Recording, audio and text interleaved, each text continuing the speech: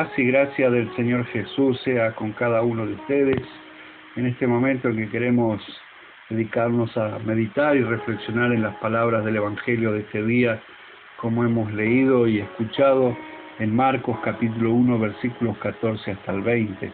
Voy a traer a colación parte del versículo 14 y 15, donde está escrito así: Jesús fue a Galilea para proclamar el Evangelio del reino de Dios. Decía: el tiempo se ha cumplido y el reino de Dios se ha acercado. Arrepiéntanse y crean en el Evangelio. Hasta acá nuestro texto. Todos disfrutamos de escuchar y de recibir buenas noticias.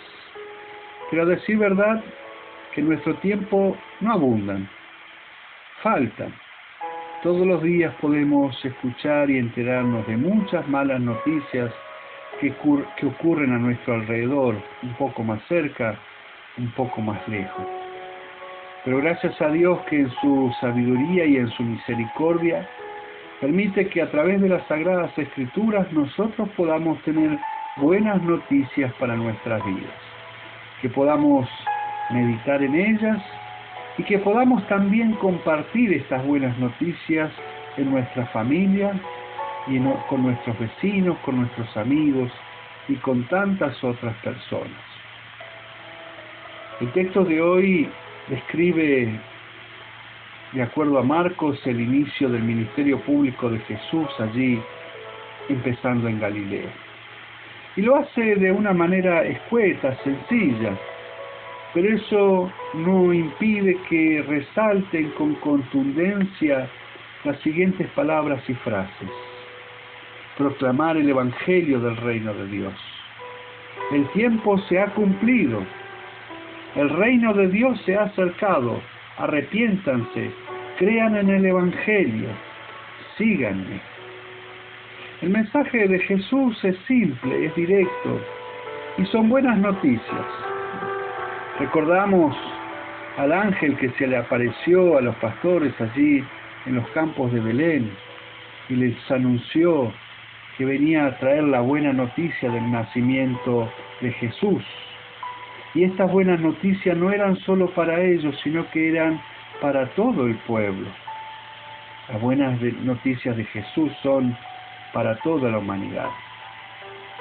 Y así la presencia de Jesús en el mundo y su proclamación dan testimonio de que el reino de Dios está presente aquí entre nosotros. Y marcan este tiempo, y ese tiempo que es adecuado y propicio. Y así lo será hasta que Jesús venga en su gloria. Tiempo propicio para que la gente escuche el llamado que hace Jesús al arrepentimiento. Para que escuche la buena noticia del Evangelio. Para que crea en ese Evangelio y el llamado que les hace Jesús a todas las personas a seguirlo. Es el tiempo de la gracia, el tiempo en que Dios obra para bendición, ese tiempo oportuno y propicio y el cual no hay que dejarlo pasar, porque después no habrá ocasión, oportunidad, ni para arrepentirse, ni para creer en el Evangelio, ni para seguir a Jesús. En los tiempos de Jesús la gente estaba expectante de la llegada del Mesías y de la restauración del reino que él iba a realizar, liberando al pueblo de las fuerzas opresoras.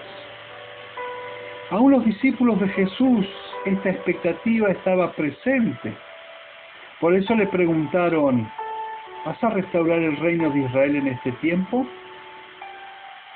Cuando hablamos del reino de Dios, hablamos de un reino que no es de este mundo, sino de un reino espiritual, y que no trata de cosas materiales, sino que trata de justicia, que trata de paz, y que trata de la alegría en el Espíritu Santo.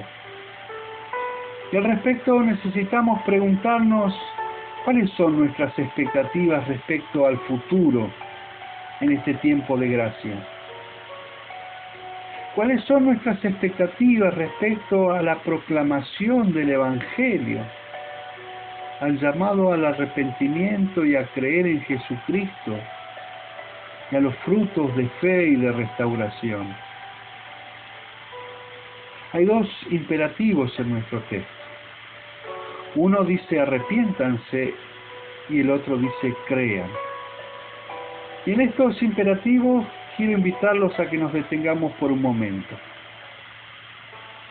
¿De qué es necesario, de qué es imperioso arrepentirse? ¿De que nos arrepentimos nosotros? Seguramente rápidamente contestamos de los pecados. De eso es necesario arrepentirse.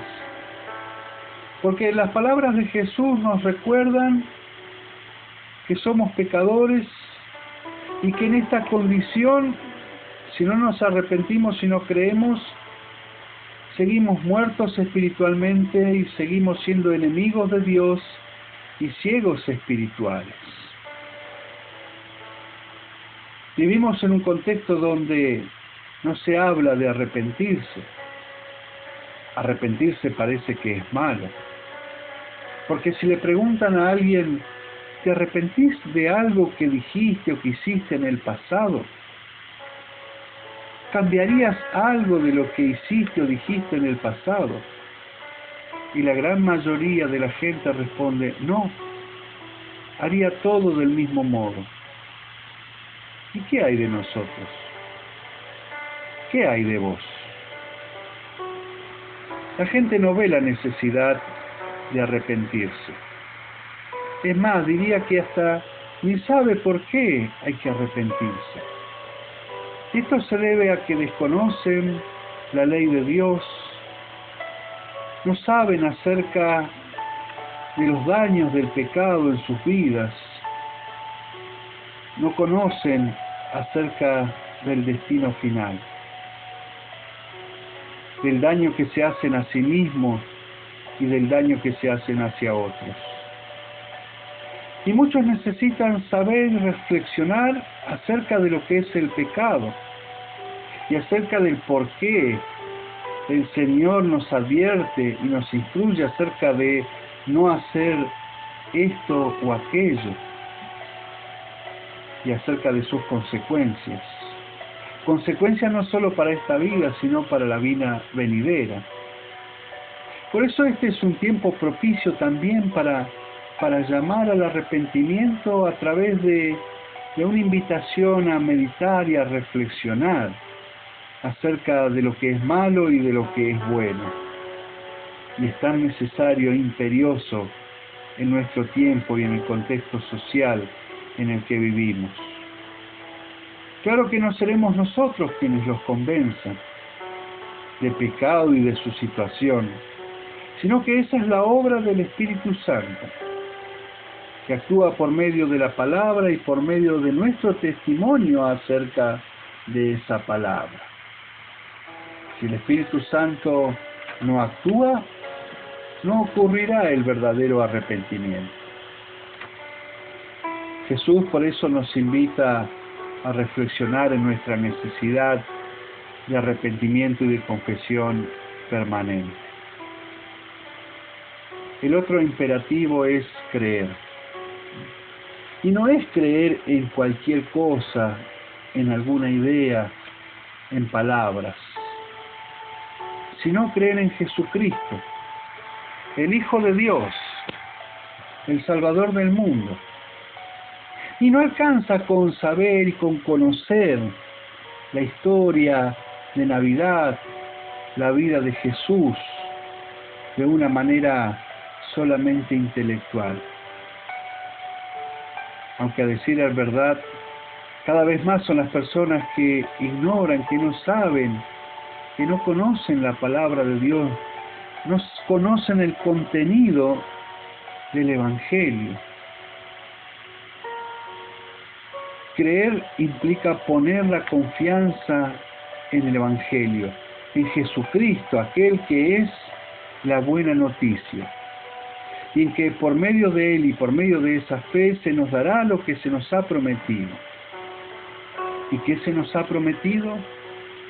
El perdón de los pecados y la vida eterna. Y esta fe de la que hablamos es una fe que sabe y que conoce en lo que cree. Una fe que abraza al Salvador Jesús y vive confiado en Él. Y confiesa con sus palabras y con su manera de vivir a su Señor. ¿En qué hemos de creer? En que hay buenas noticias. Y que estas buenas noticias están en Jesús, que es el amor de Dios hacia el mundo que se manifiesta en su Hijo. Y que es la manifestación de los propósitos de Dios para con la humanidad.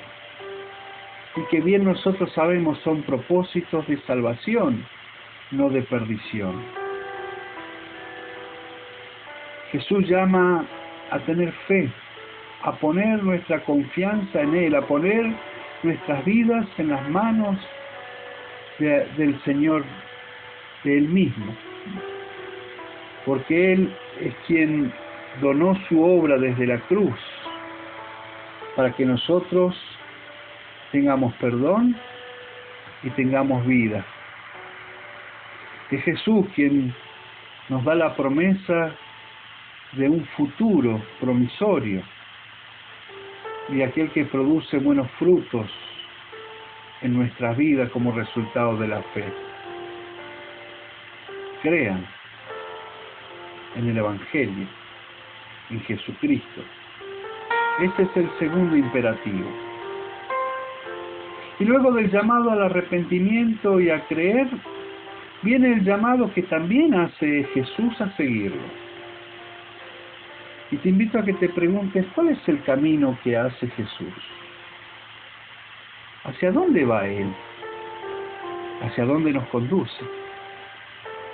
Y este llamado que hace Jesús es un llamado a vivir por Él, o a que Él viva en nosotros. Implica aprender de Él, de sus palabras, aprender para servir, mientras vamos hacia nuestro destino de hijos de Dios. Y solo podemos seguir aquello que conocemos y que vemos. Y Jesús nos llama para seguir. Y eso es posible en la vida de las personas, como sabemos nosotros y somos testimonio de que es posible. Y eso marca no solo la diferencia en nuestras vidas, sino también en la vida de otros. Lo mejor que podemos hacer en nuestro tiempo para con aquellas personas que nos rodean, el mejor servicio que la Iglesia puede seguir haciendo en el mundo, es seguir alzando la voz de Jesús, que llama al arrepentimiento, que llama a creer y que llama a seguirlo. Y el mejor servicio que podemos hacer mientras proclamamos el Evangelio es mostrar nuestro amor y nuestra compasión por los pecadores, tal cual Jesús lo hace cada día con nosotros.